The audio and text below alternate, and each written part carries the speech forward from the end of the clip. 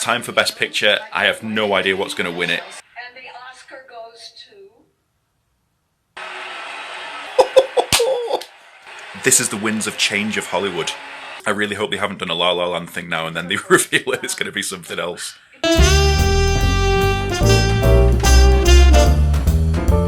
The 92nd Academy Awards have just finished. It's now about 6 AM here at UK time, and I've been drinking coffee all the way through this all-nighter. I've changed from coffee. It's time for a good bit of old-fashioned English tea.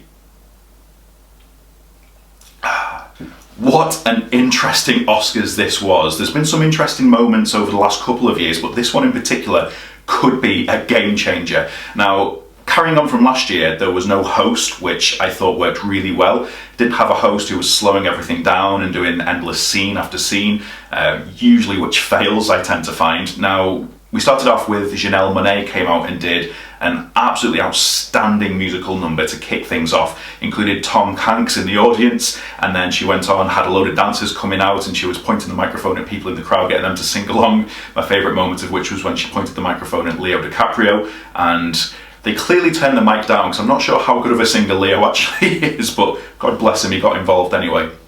This then went straight in to Steve Martin and Chris Rock, who came out, and although both of those have hosted previous Oscar ceremonies, they came out, did a little introduction monologue, and then we didn't see them again for the rest of the night after this. So we got really quickly into it, and then we could get straight on with the awards. This was an Oscars of change. What do I mean by that?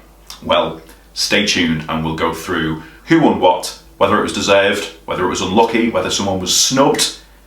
Let's get straight to it. Now, the first award of the night was for Best Supporting Actor, and there were some big names up for this one. Joe Pesci, Al Pacino, both for The Irishman were nominated, and the winner was, no surprise, Brad Pitt. He'd already won the BAFTA and the Golden Globe, so he was the runaway favourite for it, and he's actually won his first Oscar in acting categories here. He won one as a producer just under 10 years ago now. I think he's fine in Once Upon a Time in Hollywood.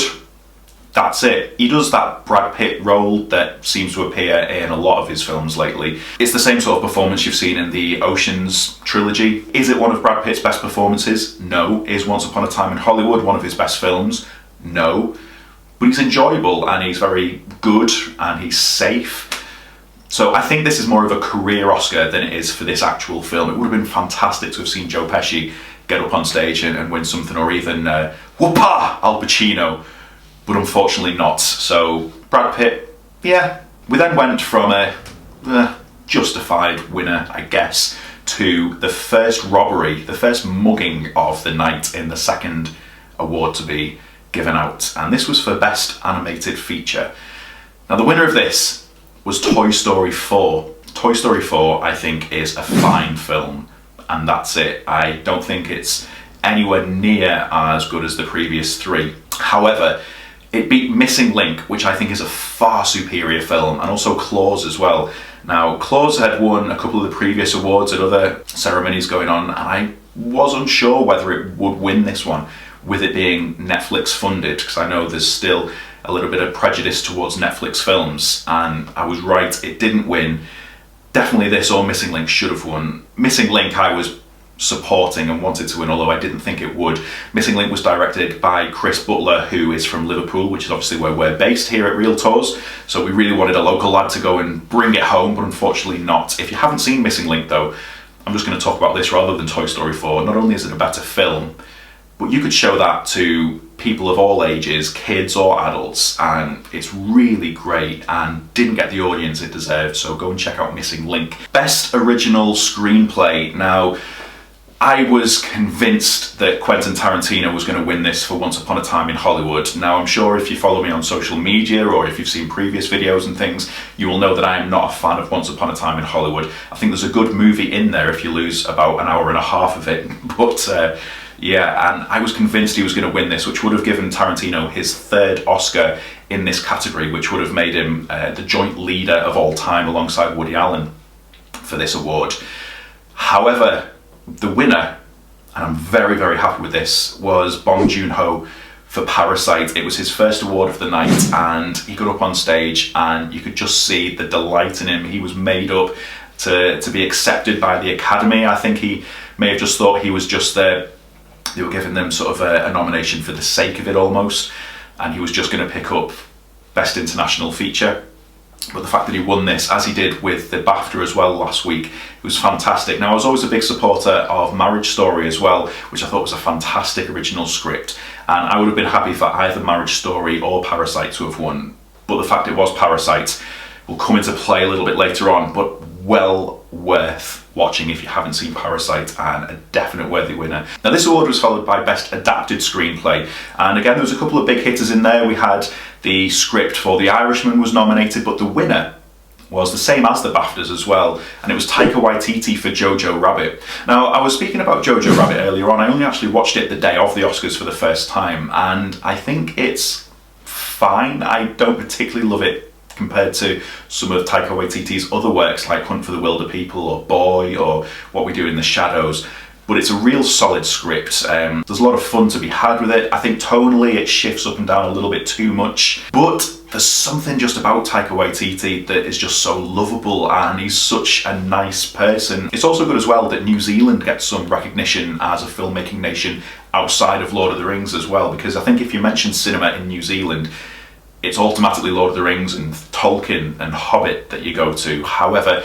Taika Waititi is really flying the flag, and the fact that he's done a Marvel film with Thor Ragnarok is sort of getting a bit more recognition. And definitely, if you haven't seen any of his previous works, go and check them out. Now, following on for this, we had Best Supporting Actress. Now, there was a tough competition going on for this. Laura Dern had won the previous categories in the Golden Globes and also the BAFTAs, so she was the favourite, and she of course went on to win the Oscar tonight as well. She brought it home and gave arguably the most moving speech of the night. Her mum was in the audience, sat next to her, and she also mentioned her dad as well, Bruce Dern. And Laura Dern is just one of those solid performers, and has been throughout the last couple of decades. When you look all the way back to stuff in the 80s, a lot of her work with like David Lynch, right through to some of the big blockbusters she's done, obviously Jurassic Park with Spielberg, and more recent smaller roles as well, things like Wild, which she was in alongside Reese Witherspoon. But Marriage Story, as that lawyer,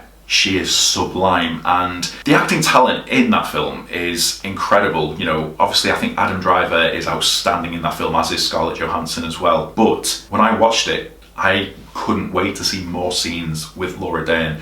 She absolutely stole it, and she is bringing power suits back. Now, what followed this was the first big surprise of the night, and it wasn't an award, it was a musical number, not one that was nominated, but Eminem appeared and sang Lose Yourself from the film 8 Mile that obviously he performed in back in the early 2000s. They ended up giving a little bit of a speech about some important films that are linked with certain songs, and obviously we had things like The Bodyguard was in there, My Heart Will Go On from Titanic, Power of Love from Back to the Future, and then they started playing an orchestral version of Lose Yourself, and then all of a sudden the screen comes back and Eminem is there. Obviously ties in quite nicely with his new album, which has recently come out. You may say that if you're a bit of a cynic, but it was really interesting to see, because half of the audience were really behind it and they were clapping and singing along, because I think a lot of the new generation of performers in Hollywood are of that era and that age where they would have grown up listening to Eminem,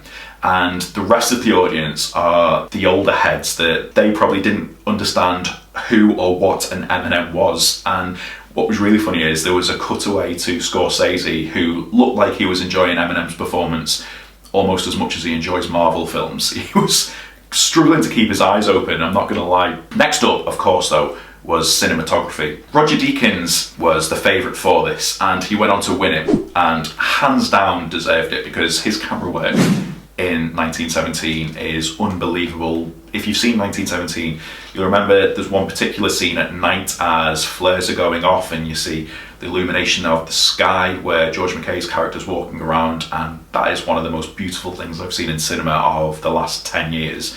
But the fact that Roger Deakins has missed out on so many other awards over the years, it was his 15th nomination tonight, and this was only his second win. He won a few years ago for Blade Runner 2049, but I've still not got over the fact that he didn't win for Skyfall, one of the best looking, not only best looking Bond films, but one of the best looking films this century so far. And he lost to Life of Pi, which was all done on green screen.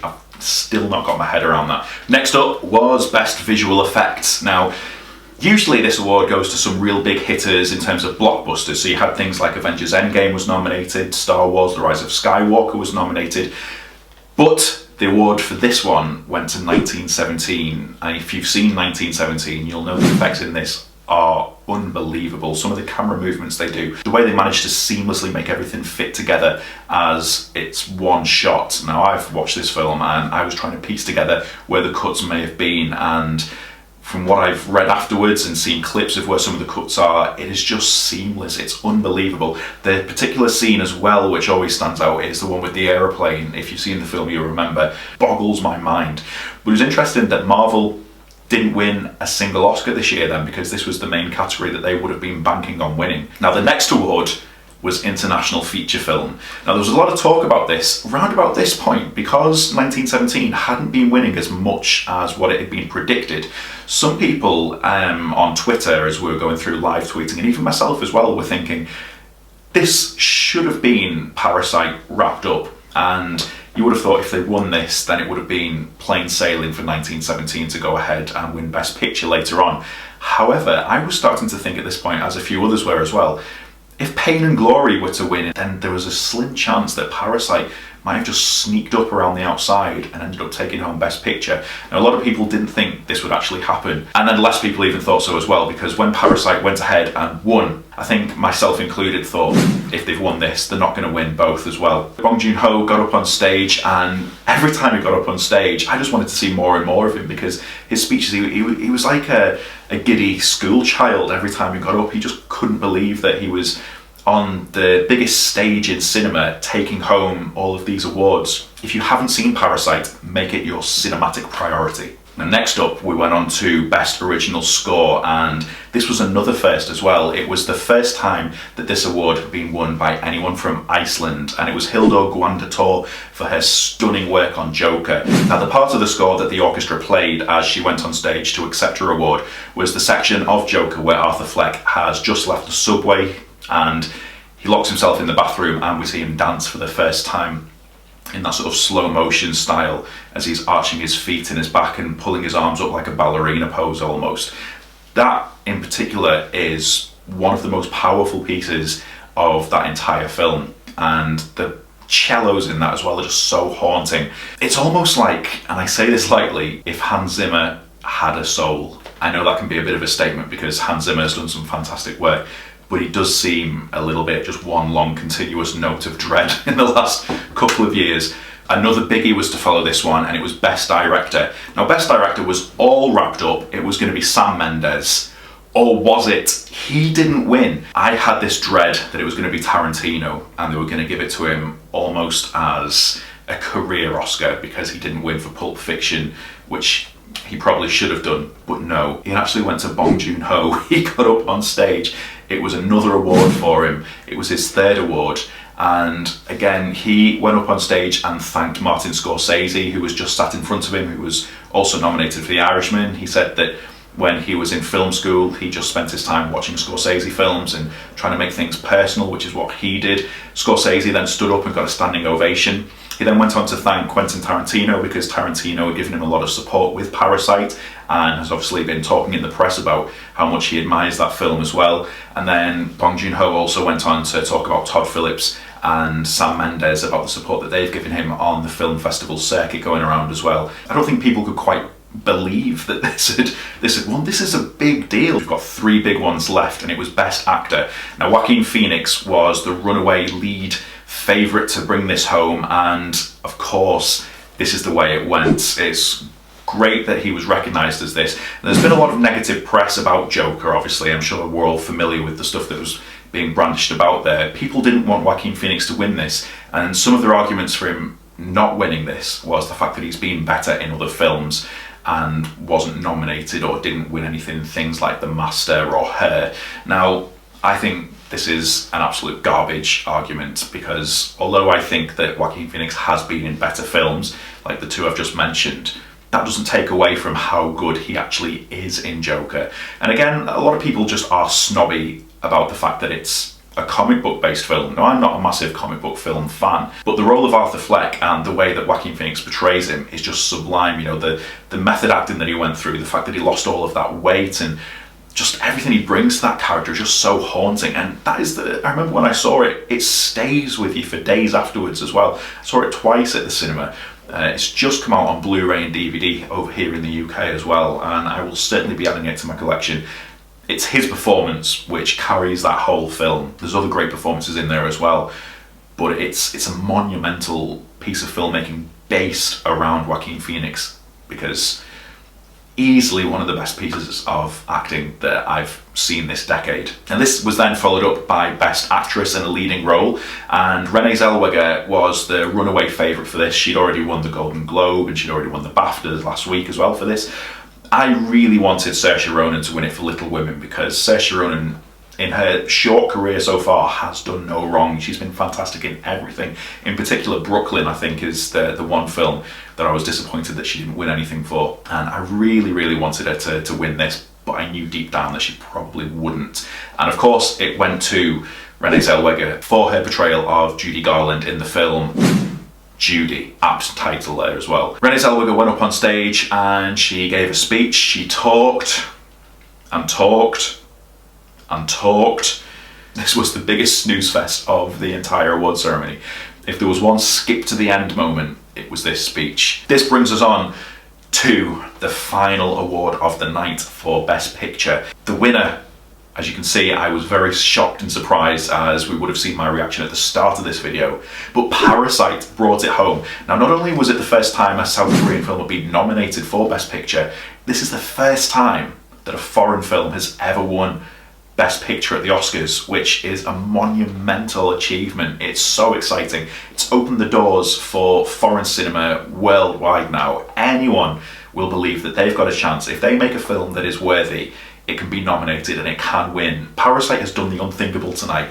It's spectacular. I'm so glad it's won. Did I think it was going to win? No. Do I think it deserves to win? Yes. Now, there were 9 films in total which were nominated for Best Picture.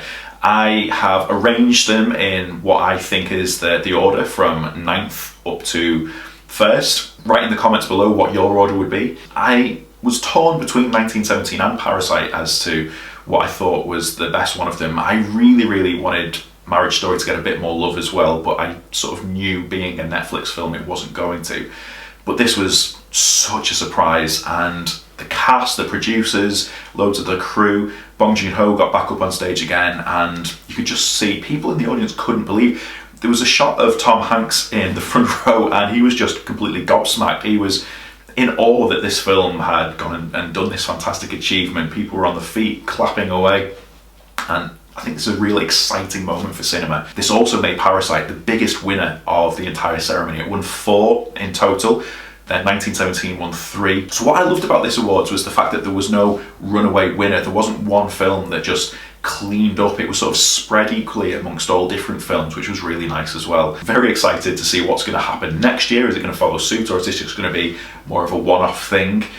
But that's the summary of the 92nd Academy Awards, the Oscars 2020. Are you happy with what won the awards? Are you upset at some of the things that were snubbed? Let me know in the comments below. I will post my list as well of what I think should have won in the comments below, so have a look at that. But get in touch, follow us on all the social medias, let us know your thoughts. If you've enjoyed this video or want to see other content, then you can subscribe, click the bell for notifications, and stay tuned on this channel. New videos every week. See you all soon. I've been Gary. Keep it real. Bye. If you enjoyed this video, then please give it a thumbs up and subscribe to our channel for more film content. And if you would like to join us for a film location walking tour of Liverpool, you can do so by booking online at realtours.co.uk. The times they are a-changing,